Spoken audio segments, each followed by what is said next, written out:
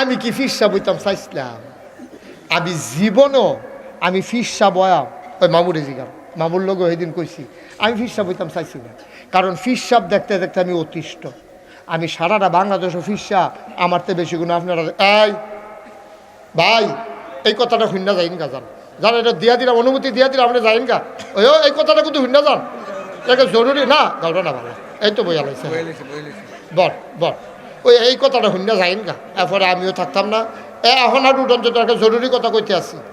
আমি কোনো শুনে আমি কোনো ফিরসা বইতাম চাইছি না, আমার চিন্তাও ছিল না। আমার দাদা ফিরসা বেরোতে আমি ওইই দেখছি ফিরসা, কিন্তু এরপরে আমার মাথার ফিরসা পাইছে না কোনো সময়। কেড়ে আইছে না, কারণ আমি বাংলাদেশে ফিরসাব দেখছি। সব ফিরসাব দেখবে আমরা সকলের বইয়া কি থাকবে জানেননি? বাবা দুনিয়া ছাড়ো, এই দুনিয়ায় তোমারে শেষ করে দিব, দুনিয়া ছাড়ো। ফিরসাবে গিয়ে আপনারা কইয়া দুনিয়া ছাড়াইতেছে, আর এবার খ্যাত কিনতে কিনতে এক উপজেলা তারেক উপজেলা গেছে। ঠিক না মামু?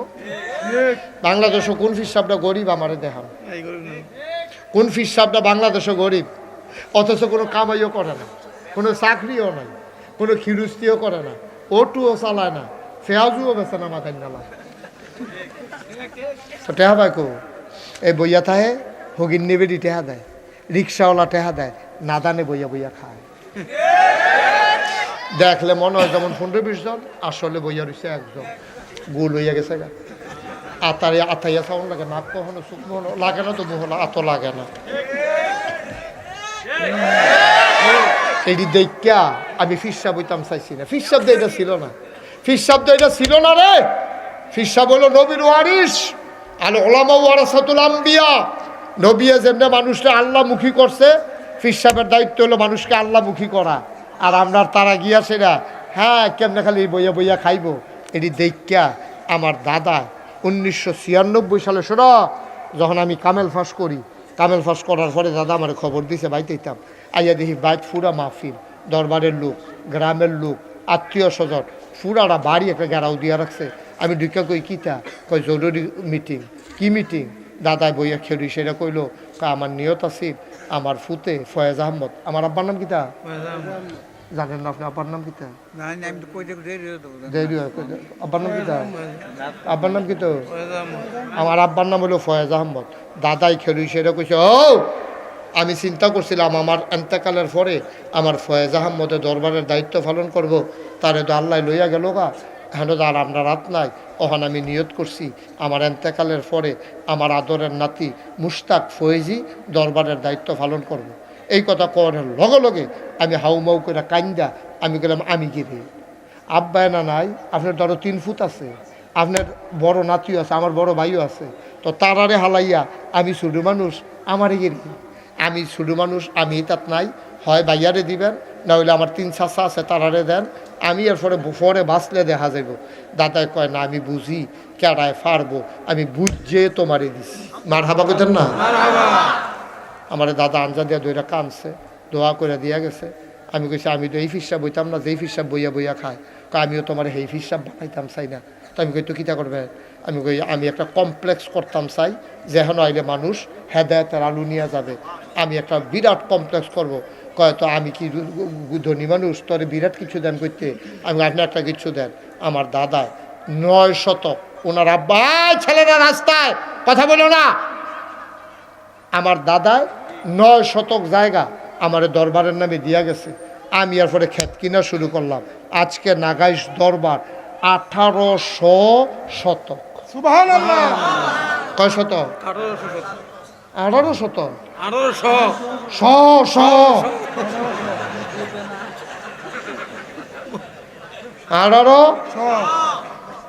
10টা প্রতিষ্ঠান হন। কয়টা? 10টা।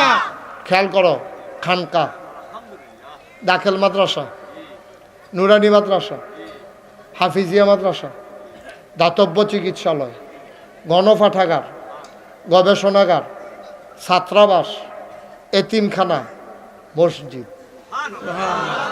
কয়টা হয়েছে? মসজিদরা টিনের ঘর। মসজিদরা কি ঘর? টিনের ঘর। এই টিনের ঘর মসজিদ কই সামান্য কিছু লোক জায়গা হয়, বাইরের তারা কেমনে কেমনে হুন্নালিছে কত দর গোপন রয়েছে না, তারা হুন্ডা লইছে। আমি যখন শুক্রবারে জমা পড়াই তারা হুন্ডা লইয়া প্রাইভেট কার লইয়া সিএনজি লইয়া অটো লইয়া নামাজ পড়তে আইয়া পড়ে। মনে করে নামাজ ডোফরে গেলাম, হুজুরও দেখে গেলাম, দোয়াও লইয়া গেলাম, এ দুনিয়ার লুক আইয়া গেরাও দিয়ালাই। তখন নিয়ত করলাম দৃষ্টিনন্দন স্থাপত্য শৈলী মণ্ডিত মুসলিম বিশ্বের এক অনন্য নিদর্শন সুন্দর করে একটা মসজিদ করার নিয়ত করলাম। মারহাবা কর না কেন? যারা ইঞ্জিনিয়ার আছে দরবারের তারা ঢাকায় কইলাম, ও সুন্দর করে একটা ডিজাইন করো। তারা সকলে মিলে একটা ডিজাইন করে আমার কাছে লই আইছে, দেখাইছে। পরে আমি কি তার এটা হুজুর মসজিদ, চমৎকার একটা ডিজাইন। এটা যদি বড় বড় দেখা যায়, কয়েকটু বড়ই। আমি কীরকম বড়? এক লগে এটার ভিতরে নামাজ পড়তে পারবো ৬,০০০ লোক। কয় হাজার? কয় হাজার? আমি কইলাম বেড়া কাগজপত্র ফাইলে আমি সেইটাই করে, তোরা কাগজ কলম ফাইয়া মন দিয়ে আঁকতে আস, এটা করতে কত লাগবো? ১৫ কোটি টিয়া। কয় কোটি? ১৫ কোটি। আপনারা তো আমার ঘরের মানুষ, আপনার কাছে তো কথা গোপন রেখে লাভ নাই। শীতকাল্লা মাদান যেই মাত্র কইছে ১৫ কোটি, নাইয়াটা সিফা দিয়া শরীরে একটা গাম দিয়া লাইছে। আমি বললাম বেড়া ডর দেখাইতেছ তো আমারে, ১৫ কোটি এটা মসজিদ আমি কেমনে করাম? গরিব মানুষ। হুজুর একটা নিয়ত করে আনাই মেলাম, নিয়ত করলাম ১ বছরে মাহফিল করে যত টাকা হাদিয়া পাই পুরো ১ বছরের টাকা আমি আমার মসজিদে দান করে দেবো ইনশাআল্লাহ। আমি গত রমজানের ২ তারিখ ২৫ লক্ষ টাকা নিজে দিয়া মসজিদের কাম শুরু করছি। গতকালকে পর্যন্ত মসজিদে খরচ হয়েছে ২ কোটি ১৫ লক্ষ টাকা, ১ টাকাও ঋণ নেই। বলেন আলহামদুলিল্লাহ। বিট লেভেলে হয়েছে, রডটি উঠছে, মাটি বরাট করছি, অহন বিটটা ফাঁকা করন লাগবে। অজ সারাটা দিন কোম্পানি গুছ ইটের বাট্টায় বাট্টায় ঘুরছি, ইটের বাট্টায় বাট্টায় ঘুইরা কিছু ইট কালেকশন করছি। কইরার পরে আমার এক মুরিদের ওয়াইফ মারা গেছে, বাগড়া গিয়া জানাজা পড়ছি। মাগরিবের পরে লেসারা গিয়ে দোয়া করে দিয়েছি।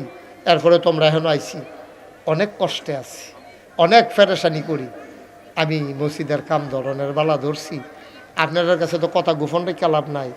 আমি এখন ঘুমাইতাম পারি না, আমি স্বপ্নে দেখি মসজিদ, ঘুমের ভিতরে স্বপ্নে দেখি, ঘুমের তো উঠতে আবার হুতি, আবার দেখি মসজিদ। আমি মসজিদ জালে খুব পেরেশানিতে আছি। মাঝে মাঝে মসজিদের ভিড়টাত খেলিয়া কান দিই, আল্লাহ তুমি যে আমি যে শুরু করলাম, আমার যত মানুষে চিনে, আমার ফুতাইত্রে যত মানুষে চিনে না, মসজিদটা যদি আটকাই যায়, আমি যদি মইরা যাই, এই মসজিদকে আদায় করবো আল্লাহই ভালো জানে। আল্লাহ তুমি আমার দিয়া মসজিদরা না করাইয়া অন্তত আমার মৃত্যু দিও না। আমিন কইতেন না? আমি যেখানে একটা মানুষ পাই, একটা হগিরা বেড়া পাইল মসজিদরার কথা কই, কারণ আল্লাহ কারি দিয়া কি করাইব বোঝা বড় মুশকিল।